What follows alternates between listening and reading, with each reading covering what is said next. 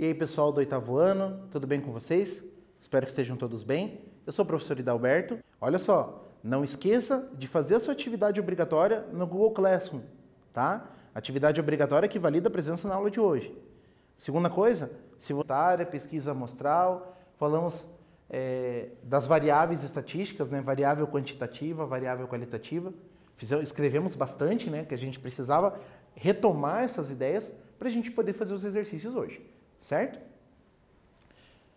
Então, aqui o que nós conversamos na aula passada. Hoje nós vamos fazer uma retomada de rol e frequências. Vamos falar de novo das classes, dos intervalos de classe, frequência absoluta, frequência relativa, tá bom? E nós vamos fazer alguns exercícios de revisão, ok? Então, nós temos aqui alguma recordação das aulas anteriores. Acompanha lá comigo. Quando nós efetuamos uma pesquisa estatística, a análise dos resultados depende do quê? Depende de uma organização, tá? Então, os dados que eu recebo na pesquisa estatística, eles precisam de uma certa organização. E como é que eu faço isso? A partir do rol dos dados, né? O rol de dados é uma forma de organizar as informações a partir de um critério de classificação, tá? Ou seja, em ordem crescente, em ordem decrescente, em ordem alfabética, certo? Eu consigo presumir alguma ordem a partir da organização do rol, beleza? Além disso, a gente consegue, a partir da organização do rol, separar as classes, ou seja, separar os dados que nós temos em classes, cada elemento numa classe ou um pequeno conjunto de elementos num intervalo de classes. Qual que é a importância de você separar os elementos em intervalos de classes? Às vezes, numa pesquisa, eu posso ter muitas informações distintas. E isso vai fazer com que eu tenha o quê? Eu tenha uma informação dispersa. Dispersa por quê? Porque eu não consigo interpretar os dados que estão oferecidos, certo? Por exemplo, assim, se eu quisesse tabular aí na sua escola, por exemplo, a altura de todos os estudantes, a altura de todos. Tem altura que vai repetir? Tem altura que vai repetir, mas vai ter muitas alturas diferentes, certo? Digamos assim, que de 1,20 m até 2 metros, eu tenho 80 tipos de altura diferentes. E como é que eu vou analisar essas 80 informações? Divido em intervalos de classe, de 5 centímetros em 5 centímetros, de 10 centímetros em 10 centímetros, de 20 em 20, da maneira que eu achar mais conveniente, certo? Então, essa divisão em intervalos de classes é muito importante. Vamos continuando. A partir do rol, a gente consegue definir daí a frequência de cada dado, ou seja, o número de repetições de cada informação, tá bom? Essa frequência ela pode ser absoluta, quando eu enumero a quantidade de repetições com números naturais, né? 1 repetição, 2 repetições, 3 repetições, né? E assim por diante. Ou a relativa, quando eu faço uma porcentagem em relação ao total de dados que eu possuo, beleza? Agora eu tenho um exercício para você. O que pede o exercício? Abaixo temos a quantidade de pessoas que moram em 20 apartamentos de um prédio, de um condomínio composto por 4 prédios. Tá? Então está aqui a quantidade de moradores em cada apartamento desse prédio do condomínio. Determine, número 1, a natureza da pesquisa, se ela é censitária ou se ela é amostral. Número 2, a variável, se ela é quantitativa ou qualitativa. Tá? Número 3, eu quero saber a população e quero saber a amostra. Pense um pouquinho e eu já volto com a resposta.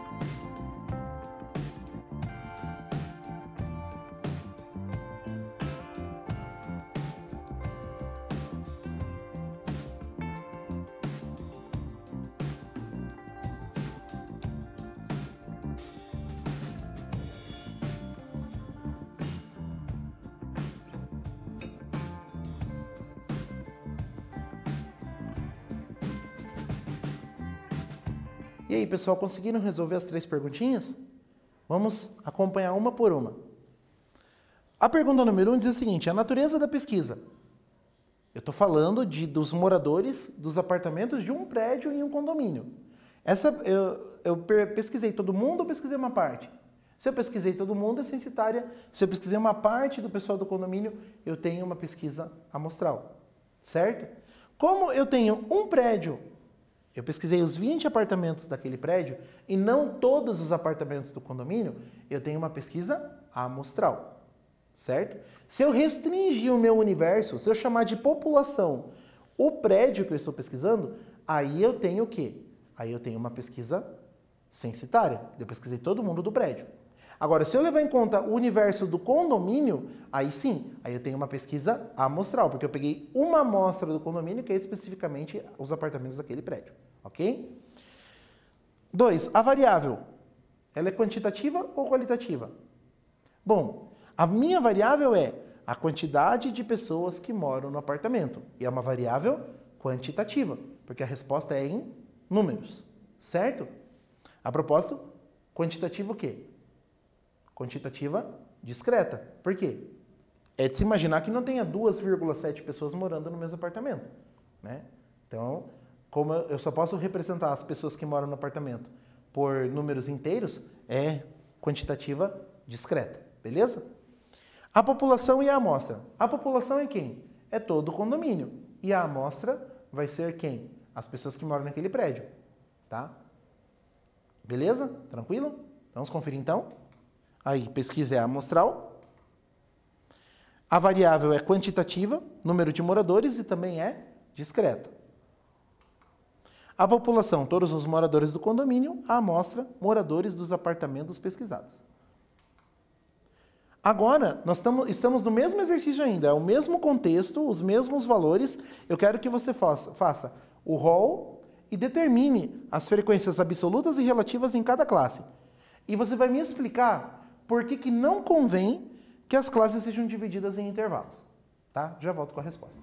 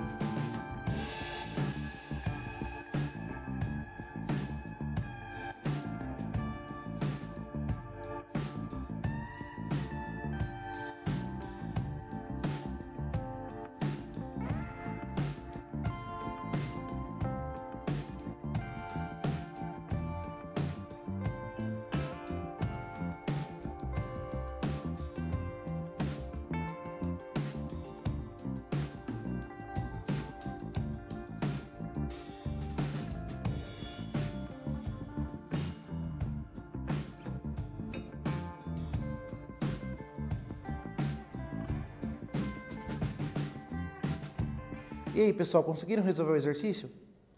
Vamos conferir então as respostas bem certinho, tá?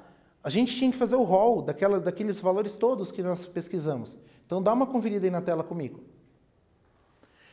Veja só, eu tinha lá 4, 3, 5, 2, 2, 1, 3, 4, 5, 6, 4, 2, 3, 2, 3, 1, 5, 4, 3, 2. Tudo fora de ordem, certo? Então o que vai acontecer agora? Agora eu vou organizar os dados certinho. Como é que fica? O 1 repetiu 2 vezes, então eu coloco o 1 2 vezes. O 2 repetiu 5 vezes, então eu vou colocar ele em ordem 5 vezes.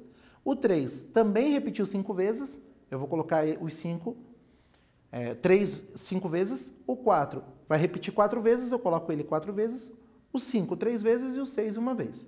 Tá? Então o rol está aí, esse que está aparecendo na tela. Beleza? Vocês conseguiram fazer esse rol?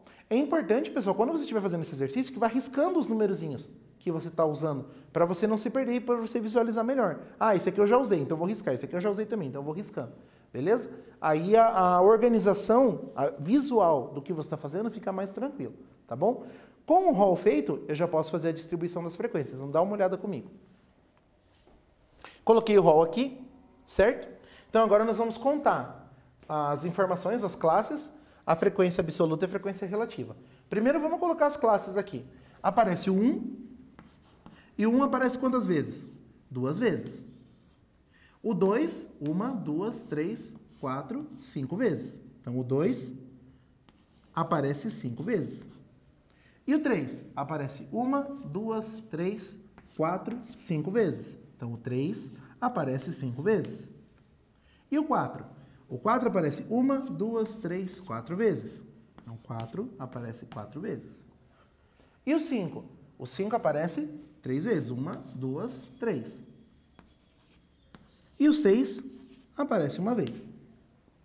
Será que o meu total deu certo? Vamos conferir.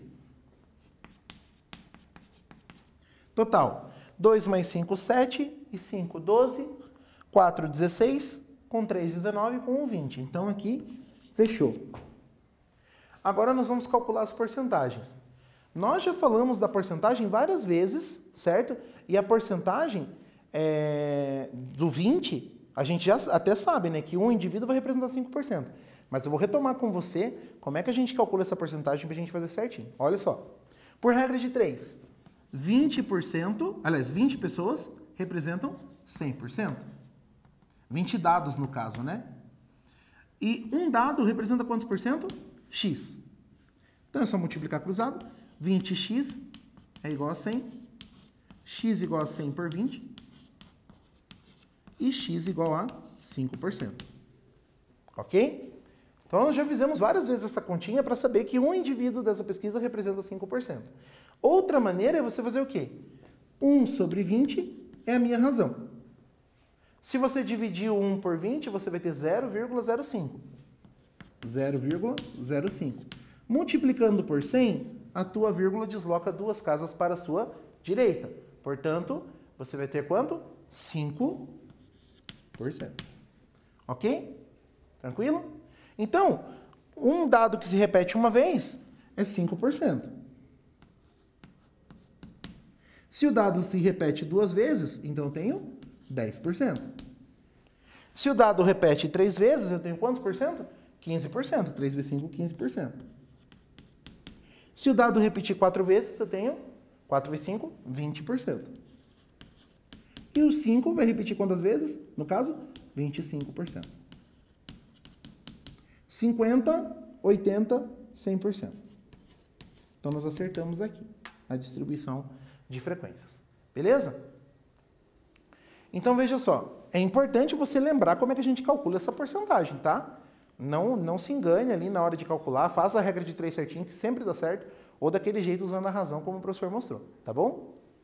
Então, tá aqui o meu rol, a minha tabelinha com as frequências absolutas e a frequência relativa. Tá aí. Todos os cálculos ali para você acompanhar, beleza? E agora, por que não convém dividir intervalos de classes? A resposta é bem simples, dá uma olhadinha ali comigo. Ó. Não convém dividir as classes em intervalos, pois a quantidade delas é muito pequena. A quantidade de classes que eu tenho é uma quantidade bem pequena. Então, não é conveniente dividir. Porque se eu dividir intervalo de classe, de 3 em 3 moradores, eu vou enxugar demais a minha informação e eu vou esconder dados. Certo? Então, quando eu tenho poucos dados, o que eu faço? Com poucos dados, com poucas classes, eu mantenho as classes originais, eu não faço intervalo de classe. Quando eu tenho uma grande diversidade de informações, né, diversas informações, diversos dados numéricos, aí sim, eu agrupo intervalos de classes para facilitar minha visualização. Importante, o intervalo de classes tem que ter o mesmo comprimento. Eu não posso fazer um intervalo de classe com 5, um intervalo de classe com 3, um intervalo de classe com 2. O ideal é que seja sempre a variação no mesmo comprimento de intervalo. Beleza? Risco, interpretações inadequadas dos dados. Por quê? Porque eu enxuguei demais. Já pensou se eu faço ali 5 moradores? Vai todo mundo praticamente. Eu vou ter de 1 a 5 e de 5 a 10. Eu vou ter 2 classes e eu vou ter que fazer todo mundo na primeira classe. Essa informação talvez não fique tão clara. Tá bom? Então é por isso que a gente divide em intervalos de classes. Agora eu tenho um quiz para você. Olha só. O quiz diz assim. Analisando os dados da tabela, podemos dizer que no prédio moram quantas pessoas? Pense um pouquinho no que nós fizemos, no que nós trabalhamos, no significado dessas informações e devolva para mim a resposta correta, que é a quantidade de pessoas que moram nesse prédio. Tá bom? A gente já volta.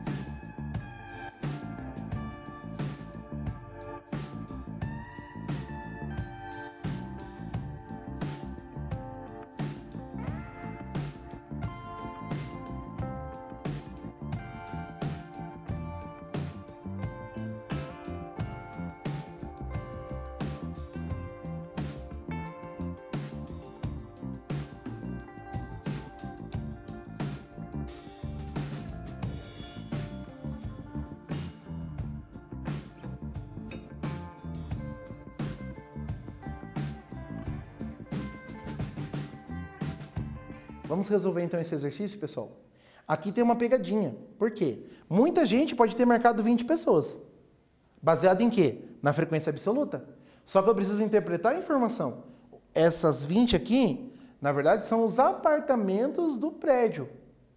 Só que em 2 apartamentos mora uma pessoa. 2 vezes 1, 2. Em 5 apartamentos moram 2 pessoas. Então eu tenho que cuidar com isso. Então olha o que eu fiz. Eu fiz aqui a multiplicação. Ó, 2 prédios moram uma pessoa, 2 vezes 1, 2. 5 prédios moram 2 pessoas, 5 apartamentos moram 2 pessoas. Em 5 apartamentos moram 3 pessoas. Em 4 apartamentos moram 4 pessoas. Em 3 apartamentos moram 5 pessoas, cada um deles. Em um apartamento mora 6 pessoas. Fiz as multiplicações, fiz todas as somas, e quanto que eu vou obter? 64. Certo? Então, conferindo lá, ó, 2 mais 10, 12, e 15, 27, 37, 43, 53, 58, mais 6, 64. Tá bom? Maneira de fazer o cálculo mental, cada um faz do seu jeitinho, ou faz no papel mesmo. Beleza? Então, a resposta correta seria a letra C, 64 pessoas.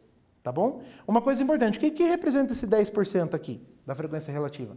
Significa o quê? Se eu tivesse 100 apartamentos analisando, eu teria 10 apartamentos em que mora uma pessoa. Como eu tenho 20 apartamentos, então eu tenho 2 pessoas. Eu estou relacionando essas medidas. Beleza? O que nós vimos hoje? Retomada da organização dos dados estatísticos. Beleza?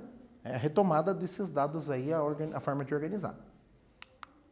E o que a gente vai ver na próxima aula? Na próxima aula nós vamos ver média aritmética simples. Talvez você já conheça, talvez você não conheça. Na próxima aula nós vamos tratar sobre isso. Tá bom?